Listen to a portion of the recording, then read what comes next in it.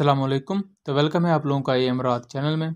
आज हम बात करने जा रहे हैं ग्रीस को जो न्यू F-16 ब्लॉक 70 दिए गए हैं उनका इम्पेक्ट क्या होगा टर्की पर। उनके कल ही के दिन यानी कि 12 सितंबर को ग्रीस को पहले 2 F-16 वाइपर जहाज़ मिल चुके हैं और ये बहुत बड़ी खबर है। जो मेडिटेरेनियन सी से रिलेटेड जितनी भी पॉलिटिक्स होती है और आने वाले वक्त का वहाँ जो डिफेंस का एक पूरा सर्कमस्टांसेस वहाँ बनेंगे वो भी चेंज हो सकते हैं। इससे पहले ये अपडेट आई थी और मैंने अपने चैनल पर भी इसे कवर किया था कि ग्रीस अपने F-16 ब्लॉक 30 को F-16 ब्लॉक 52 स्टैंडर्ड पर अपग्रेड करने जा रहा है और जो अपने F-16 ब्लॉक 50 उनके पास पहले ही मौजूद हैं उनको वो F-16 ब्लॉक 70 पर अपग्रेड करवाएगा। और इस वक्त टोटल F-16 जो ग्रीस के पास मौजूद हैं वो 145 से 150 के दरमियान मौजूद हैं।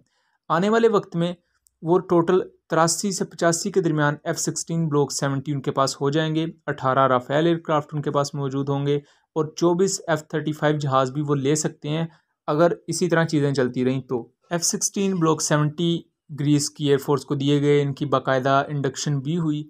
इस मौके पर ज़ाहिरी बात है टर्की के लिए ये एक सेटबैक था क्योंकि टर्की के पास अभी राफेल का भी सही तरह से कोई काउंटर नहीं आया। ऊपर से सोने पर सुहागा ये हो गया कि ग्रीस के पास F-16 ब्लॉक 70 भी आ गए, यानी कि यक न शुद्ध दो शुद्ध। पहले राफेल एयरक्राफ्ट भी काफ़ी इनको तंग कर रहा था टर्किश एयरफोर्स को। इवन टर्किश एयरफोर्स के F-16 ब्लॉक 50 ग्रीस के मिराज 2000 जहाज़ों तक से शूट डाउन हो चुके हैं। तो टर्किश एयरफोर्स को अपनी ट्रेनिंग वगैरह पर भी एक किस्म की तवज्जो देनी पड़ेगी। और दूसरी तरफ अगर F-16 वाइपर्स की बात की जाए जो ब्लॉक 70 ग्रीस को मिले हैं तो इनमें एक्टिव इलेक्ट्रॉनिकली स्कैंड अरे रडार APG-83 AESA रडार मौजूद है। इसमें न्यू मॉड्यूलर मिशन कंप्यूटर है जो MMC 7000 AH और new identification of friend and foe system मौजूद है जो कि मोड 5 लेवल का है। इसका नाम है APX-126। इसे एक ब्रिटिश कंपनी BAE सिस्टम्स बनाती है। इसका जो सबसे पहला कॉन्ट्रैक्ट दिया गया था वो $34.3 मिलियन का दिया गया था अमेरिका की जानब से। उसके अलावा इसमें नेक्स्ट जनरेशन जितने भी वेपन्स हैं वो इंटीग्रेट किए गए हैं जिनमें AIM-120D मिज़ल्स हैं, AIM-120 मिज़ल्स के जितने भी वर्जन्स हैं। उसके अलावा AIM-9X high of board site missile जो कि शॉर्ट रेंज कैपेबिलिटीज़ प्रोवाइड करता है, पेवे गाइडेड बॉम्ब्स और उसके अलावा जितने भी स्मॉल एंड माइक्रो म्यूनिशंस हैं वो भी F-16 ब्लॉक 70 पर इंटीग्रेटेड है।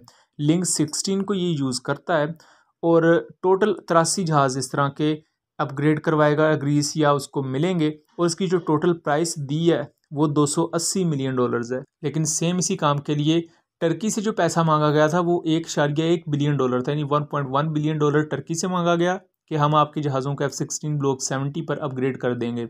लेकिन वो सेम काम जब ग्रीस के साथ किया गया, ग्रीस के F-16 को जब अपग्रेड किया गया तो उनसे सिर्फ $280 मिलियन लिए गए। ये भी एक मुनाफ़कत है अमेरिका की। और यहाँ एक बहुत बड़ी मिसकंसेप्शन जो लोगों के जहन में है, ये F-16 ब्लॉक 70 आप देख रहे हैं इन पर कन्फर्मल फ्यूल टैंक्स नहीं लगे हुए जैसा कि मुख्तलिफ कंसेप्ट आर्ट में आप देखते हैं। ये बिल्कुल देखने में पुराने F-16 की तरह हैं लेकिन इंटरनली ये बिल्कुल ही चेंज्ड F-16 है। मतलब कि बाहर से ही देखने में आपको 4th जनरेशन जैसे लगेंगे लेकिन इंटरनल जो इनमें जितने भी सिस्टम्स हैं वो 5th जनरेशन जहाज़ों से ड्राइव किए हुए हैं। सेम हम यही चीज़ समझते हैं कि कोई नया वर्जन है तो उसको बाहर से चेंज किया जाए या उसका एक्सटर्नल स्ट्रक्चर चेंज किया जाए, तो ये बिल्कुल ही गलत कॉन्सेप्ट है। आप JF-17 ब्लॉक 3 को भी देखें तो वो ब्लॉक 1 और ब्लॉक 2 जैसा ही है बाहर से देखने पर। तेजस MK-1A को भी देखें तो वो तेजस MK-1 जैसा ही है बाहर से देखने में, लेकिन इंटरनली बिल्कुल ही चेंज होते हैं ये वर्जन्स। इसी तरह F-16 ब्लॉक 70 है, देखने में ये पुराने F-16 जैसा है लेकिन इंटरनली इसे बिल्कुल ही चेंज किया गया है, इसको बिल्कुल ही मॉडिफाई कर दिया गया है। अगर इस वक्त टर्की की तरफ देखा जाए तो उनके पास भी F-16 जहाज़ मौजूद हैं लेकिन वो ब्लॉक 50 स्टैंडर्ड के हैं। अच्छे जहाज़ हैं लेकिन उनके दुश्मन के पास एज आ चुका है। उनके दुश्मन के पास यानी ग्रीस के पास राफेल एयरक्राफ्ट मौजूद हैं, बहुत ज़बरदस्त फाइटर हैं। उसके अलावा उनके पास F-16 ब्लॉक 70 भी आ चुके हैं। मतलब कि 2 जहाज़ ऐसे हैं जिनके पास एक्टिव इलेक्ट्रॉनिकली स्कैंड अरे रडार मौजूद है, लॉन्ग रेंज BVR मिसाइल्स मौजूद हैं। जबकि दूसरी तरफ ये जो एक्टिव इलेक्ट्रॉनिकली स्कैंड अरे रडार से इक्विप F-16 ब्लॉक 70 है और राफेल हैं, ये टर्की के जहाज़ों को बहुत आराम से जैम भी कर सकते हैं अपनी next generation self protection jamming port के ज़रिए या इलेक्ट्रॉनिक वॉरफेयर पोर्ट्स के ज़रिए।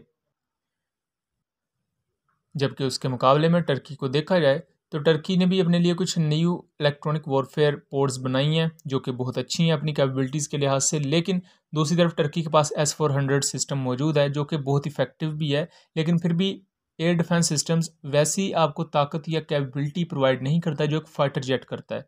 फाइटर जेट को आप मुख्तलिफ रोल में एक्सप्लॉयट कर सकते हैं, लेकिन एयर डिफेंस सिस्टम्स एक तो उसको सैचुरेट किया जा सकता है, डिकोइज के ज़रिए भी उसे धोखा दिया जा सकता है। जबकि दूसरी तरफ टर्की को भी 3 मुल्कों की तरफ से सहारा है, जिनमें एक रशिया, फ्रांस और ब्रिटेन है। इन्होंने अपने यूरोफाइटर टाइफून, राफेल और Su-35 जैसे जहाज़ टर्की को पिच किए हैं। इस पर इंशाल्लाह कल वीडियो आ जाएगी, उसमें हम तफसील से बात करेंगे कि टर्की के पास क्या इस वक्त ऑप्शंस है, और टर्की सदर ने भी एक बहुत अहम बयान दिया है इस हवाले से।